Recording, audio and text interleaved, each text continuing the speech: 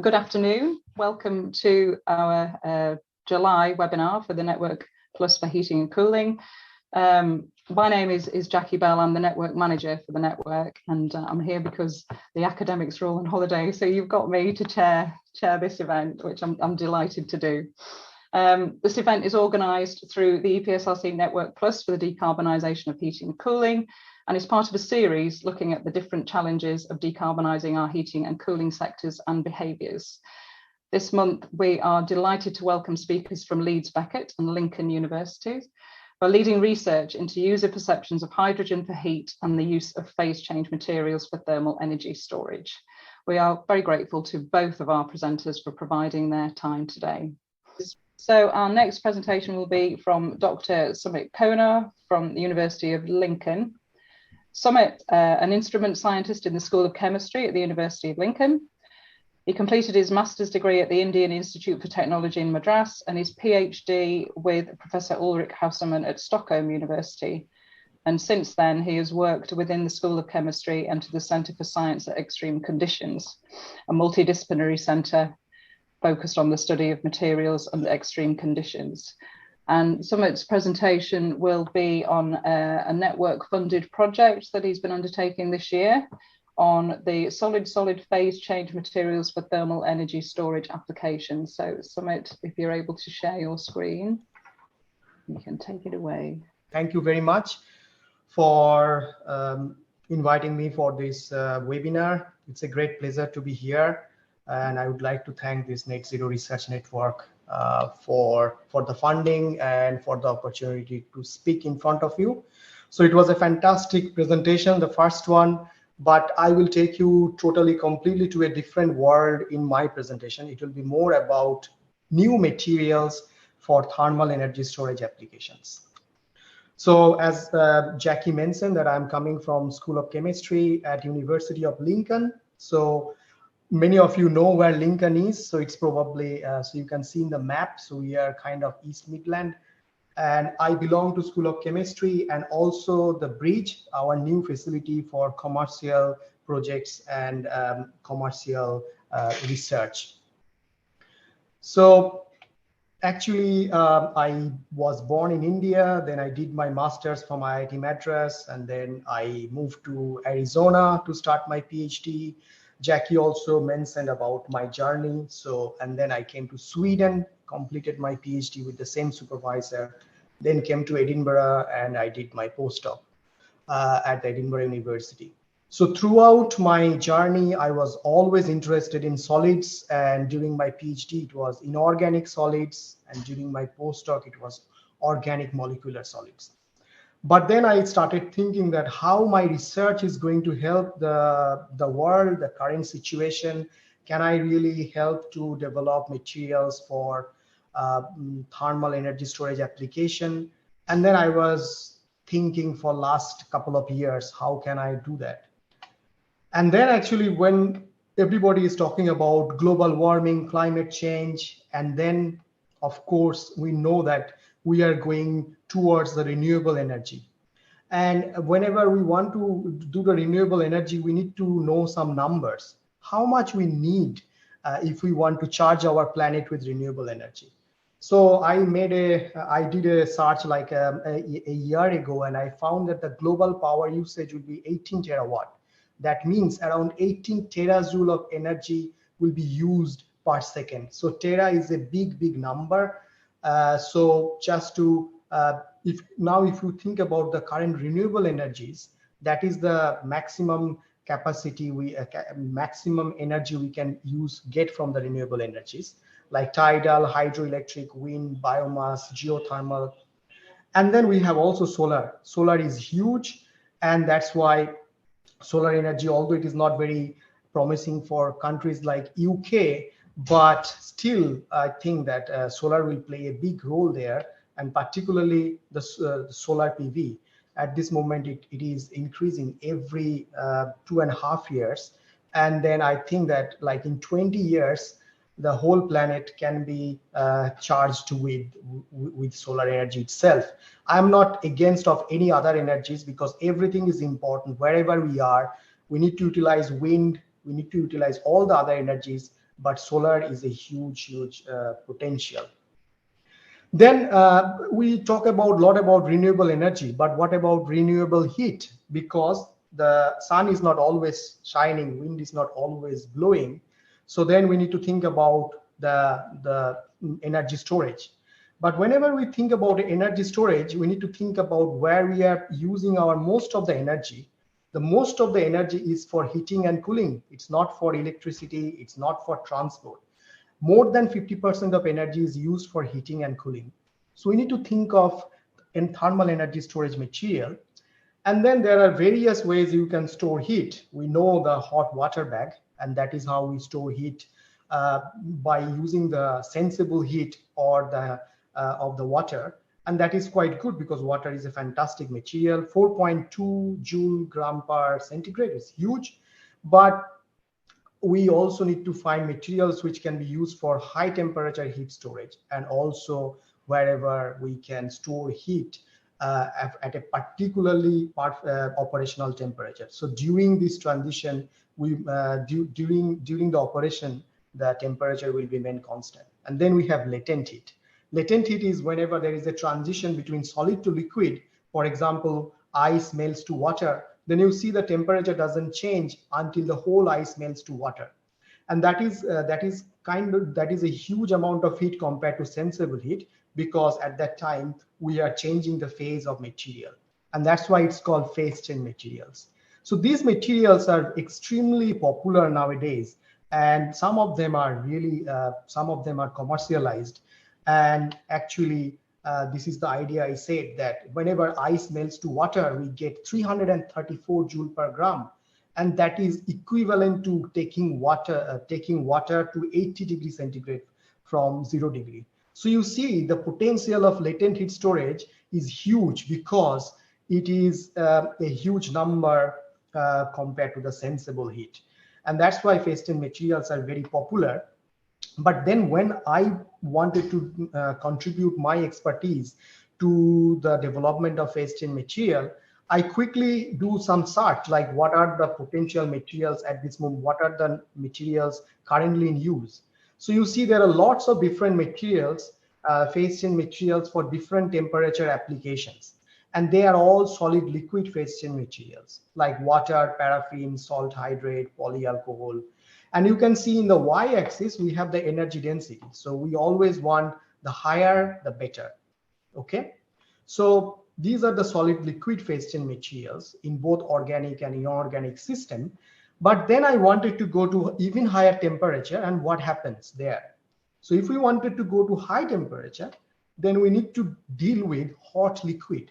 And that will not be very safe for many domestic applications, because they will be corrosives. We don't want to deal with hot liquid. And then I thought, what about solid phase change materials? Instead of going to the liquid state, if we can stay in the solid state, that will be much safe. And that's why I actually became quite interested. So what is happening here, whenever we go from the solid state to the liquid state, there is no translation and rotation. So there is free translation, free rotation. And due to this free translation and rotation, we get a huge amount of latent heat. But whenever we go from solid to some disordered solid, where we have free rotation, but the translation is restricted, that keeps them as solid and disordered solid, but we still get quite a lot of heat. So I became interested to study this kind of material, where we go from ordered to disordered state without losing the translation. And the immediate advantage will be, it will be safe. We don't need to deal with hot liquid, no encapsulation required, less corrosiveness. So, and this is not only limited to heat storage application, this will be also quite useful for cooling applications. And the material can be, the disordered material can be pressurized to ordered material, and then it can be used for pressure-induced cooling. And that's called barocaloric material. So basically, you see this order-disorder transition in solid state. It is taking a huge progress in research recently. There is a lot of research going on in the barocaloric cooling, and I thought that I will first focus on the heating part. Okay, But am I the first one who is doing this? No. So I looked in the literature, what has been done in the past, and I see that solid phase change materials, there are few studies done in the organic, polymeric, and organometallic system, but they don't go to the very high temperature, which I am interested. And also, there is not much structural and thermal stability studies on those materials. What are the thermal conductivity of those materials? Because we need to think about fast charging and fast discharging.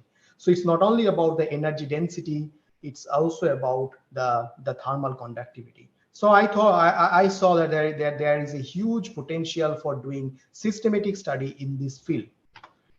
And then actually I came in the 1st of November in Leeds, and then the Net Zero Research Network was happening. And then I actually was very fortunate to receive the funding. And then I wanted to explore material systematically. In the last 6 months, what I was doing is to try to see the order disorder transitions in the tetrahedral geometry. So you see that in the order disorder transition, when what happens actually, whenever it goes to the order to disorder state, the molecules rotate freely.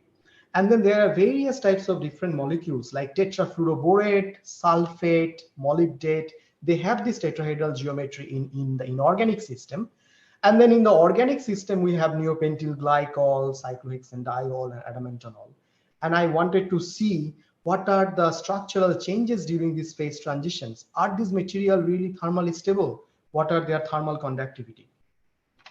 And then actually you see that this is the KBF4, which we have investigated in detail recently. The phase transition happens around 285 degrees. It goes from the ordered to disordered state, but the melting is around 540 degrees centigrade. So you see, this is much below the melting point, but the material is in the disordered state, and we already get quite a lot of latent heat. It's around 120 joule per gram, and which is if we consider the density, then it's around 300 joule per cubic centimeter. It's a high volumetric energy density of this material. So, and the beauty is that we do not need to go to the molten state, and there is a huge window between this transition to the melting temperature.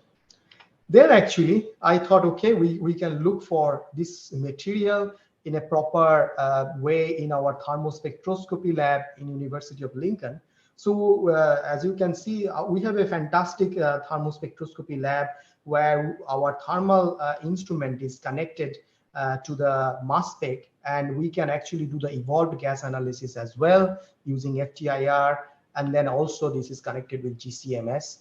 So all this work, thermal work, has been done in this facility, but I was mostly working with TGA and DSC because I was trying to understand the thermal stability and energy density of the materials. Now, actually, as I know that there will be many people from different backgrounds, so I just wanted to simplify what the differential calorimetry means, what we want to get from this study, energy density and thermal stability. So what happens, we take a material and we heat it to a high temperature, and then we cool it down, and we try to see if there is any phase transition during this.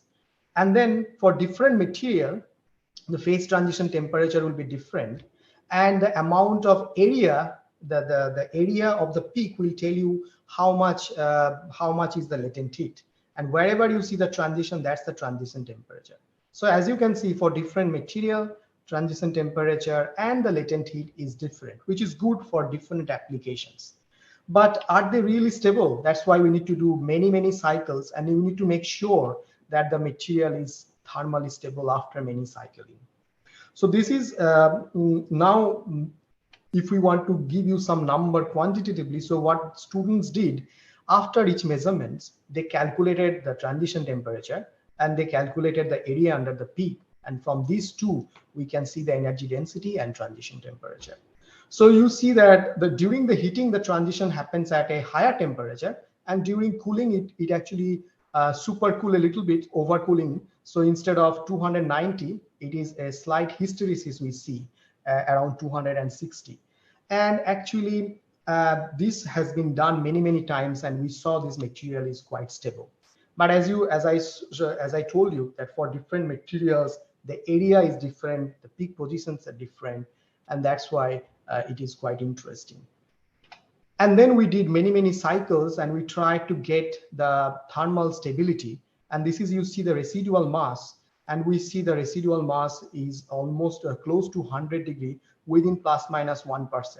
So that means this material will be very useful because they have good thermal stability, and that can be quite useful.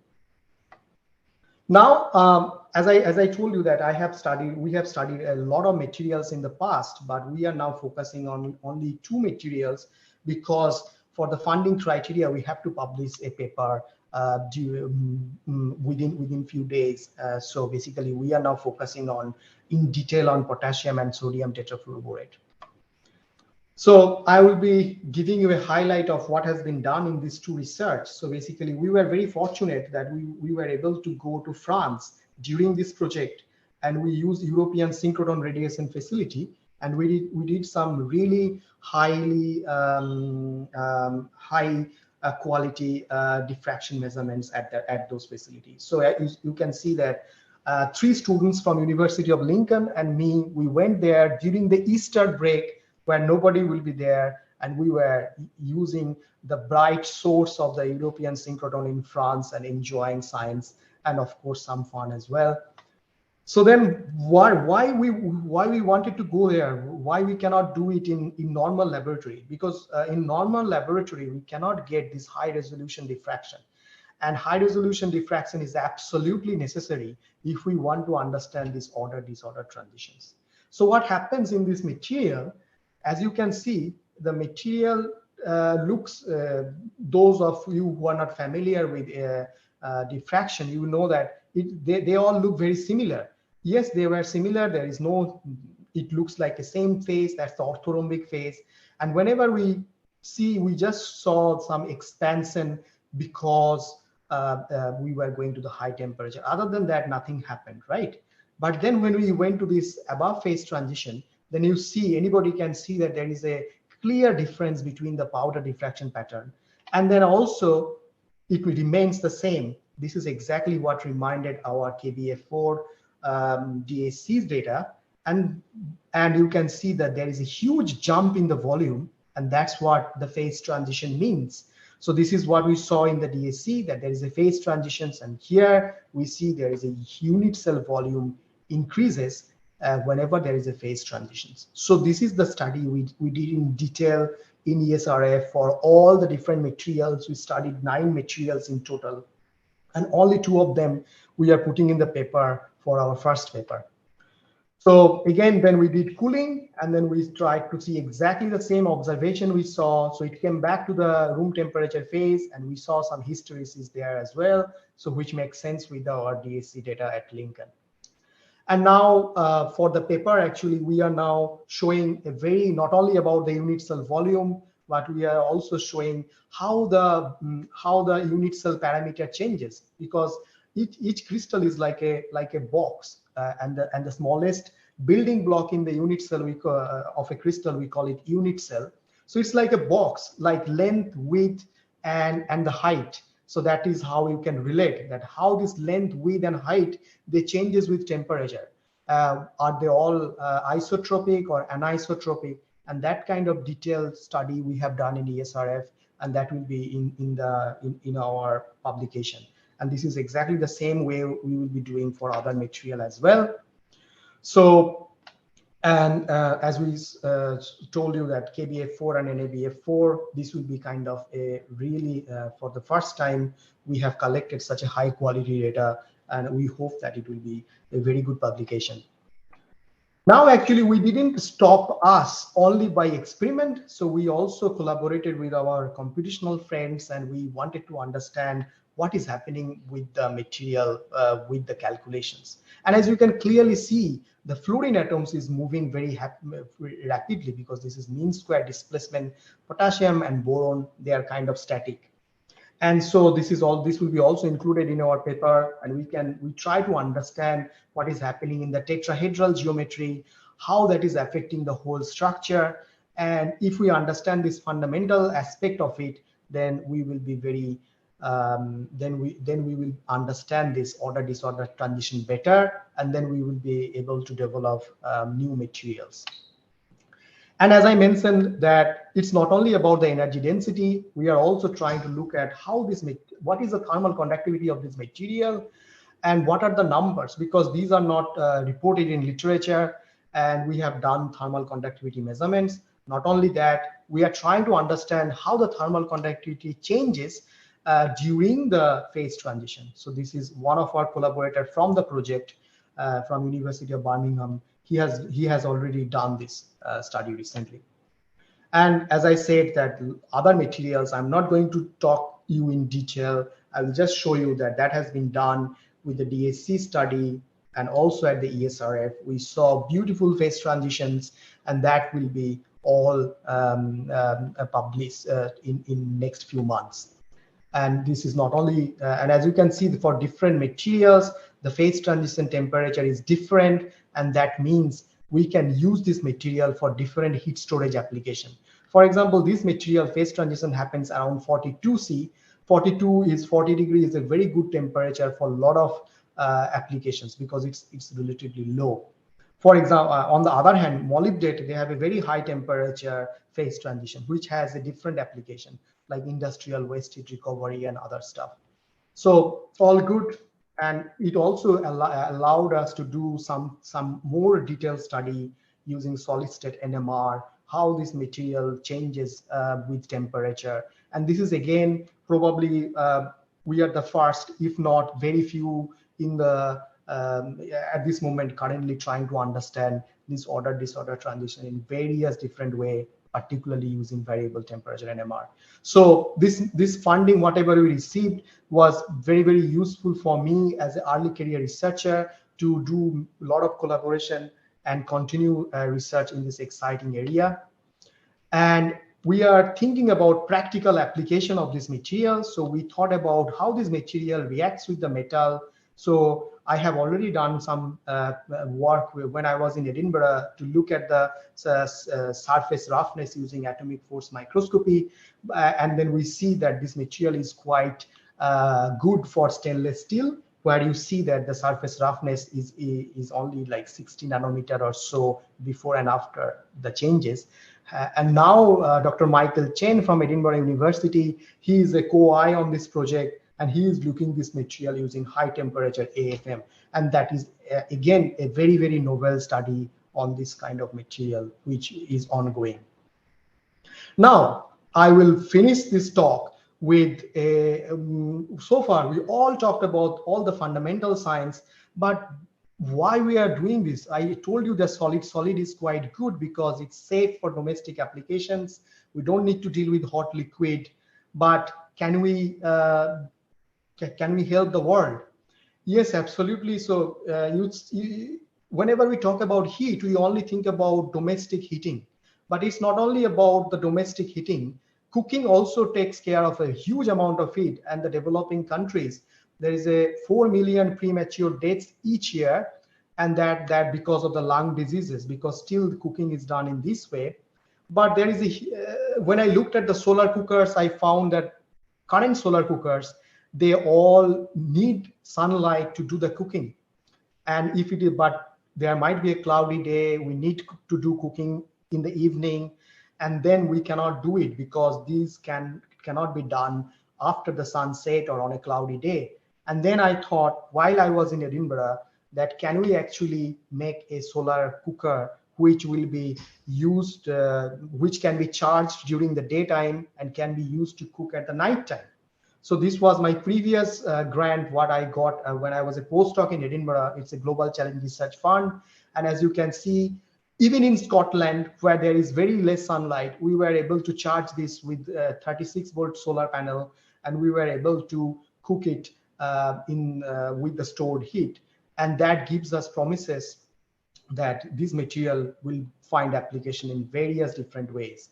So Dr. Shravan Muguda Biswanath and Dr. Susmita Kole, they are at Durham University, and they are trying to help me for some applications of these materials. And these are the pictures Shravan shared with me, some bricks they are making, and I'm thinking whether we can put our phase change material there and how the performance will be in that case. So with this, I want to thank everybody who was involved in this project. You see that we had a networking event in Lincoln. So everybody, all the co-supervisors, they came here and spent a day with us, and we had some discussion and future collaborations. And this project so far has been going well, very well with all of us. And with this, I really want to thank you for listening. And at the same time, actually, I became a father, and my daughter is now 6 months old. So the project was 6 months old, and it reminds me the age of my daughter. So it was a fantastic time to be involved, to be engaged at home and at work at the same time. So thank you very much for your time. Thank you so much. What a lovely picture to end on. And you certainly appear to have made the most of the funding that we provided, so that's really good. And thank you very much for your presentation.